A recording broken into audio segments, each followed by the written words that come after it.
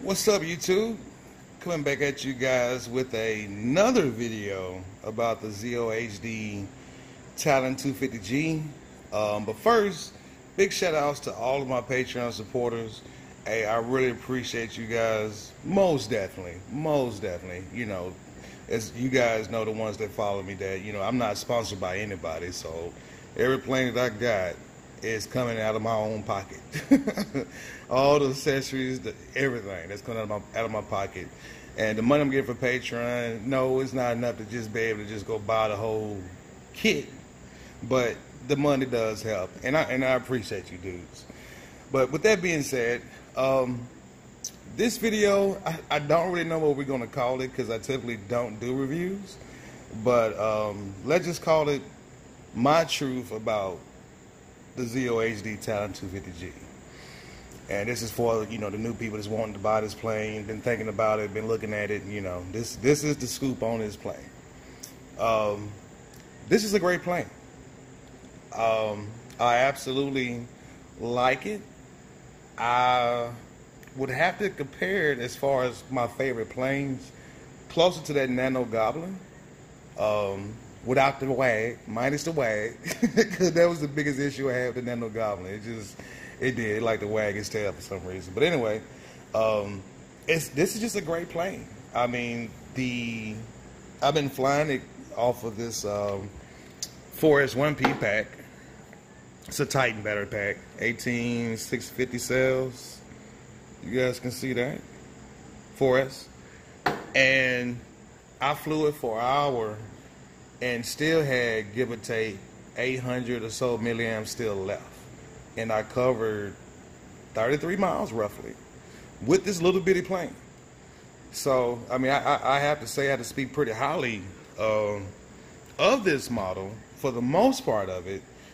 The only downsides about this plane, I would have to say, which is obvious, the wing mount.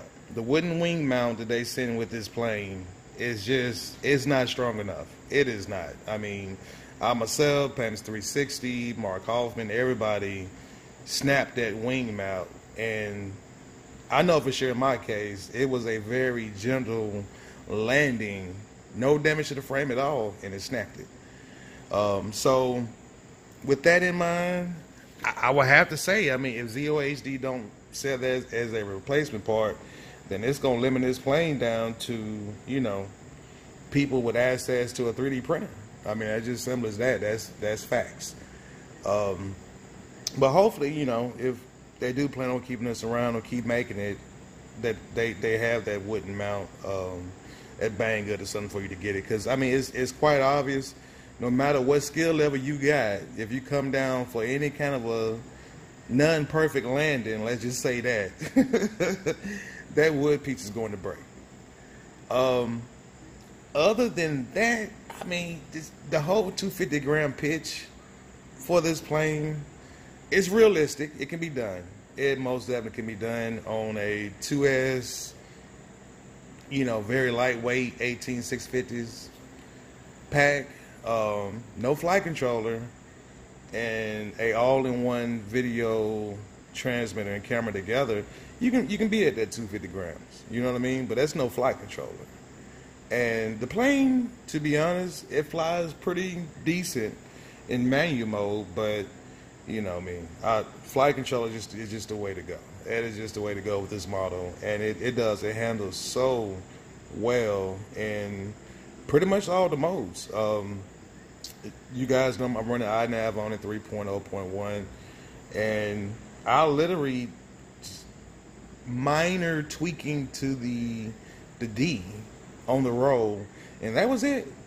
Everything else is absolutely stock presets that's in iNav for this plane, and it's flying this well. Now keep in mind, all the flights you guys seen on YouTube and all the flights I've done have all been in just extremely low wind conditions. You know, we're talking 1 mile per hour wind, maybe a 5-10 mile per hour gust. You know what I mean? But it is a most definitely a smooth flying machine. And yeah, I mean, I like it. I would have to I would have to say this is a pretty good model, but this is most definitely not your first or second plane, because it's a little bit on the fragile side of it. Other than that, I mean, the wing mount, everything else is pretty solid. The tail on it is absolutely hollow. This whole entire fin right there is hollow, but again, I haven't had any issues with it, which I did make a mount for that, a tail skid to keep that from even touching the ground.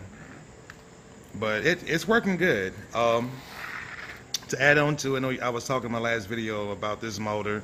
This is still the same motor, the HG LRC 1408 2400 kV motor.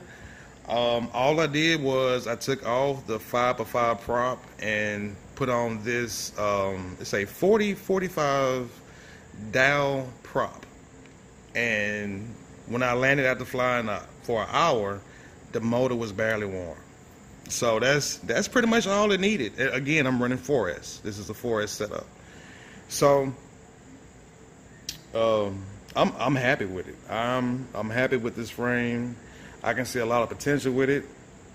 You know, again, covering 33 miles within an hour, that's not bad for something this small. You know what I mean? This is almost, it really is. It's in that nano goblin territory. As far as the overall efficiency and stuff go, the nano goblin is still more efficient, but I will be happy with losing a little bit of efficiency to get something that flies a little bit smoother. And that's this one. You know, 82 milliamps per kilometer is what I got after flying for an hour, and that wasn't even trying to even go for a cruise flight. That was just me chasing planes on off the throttle, the whole 9 yards, and it still was able to achieve that. And it has a really nice cruise speed on it. I mean, I give or take on the winds, you know, it's around at 32, 35 miles per hour. So anyway, just to wrap it up real quick, I just want to say, hey, you know, it's a good plane. Buy it. Don't let this be your first plane for sure. Have access to a 3D printer, and you should be good to go. Peace and love. I'm out.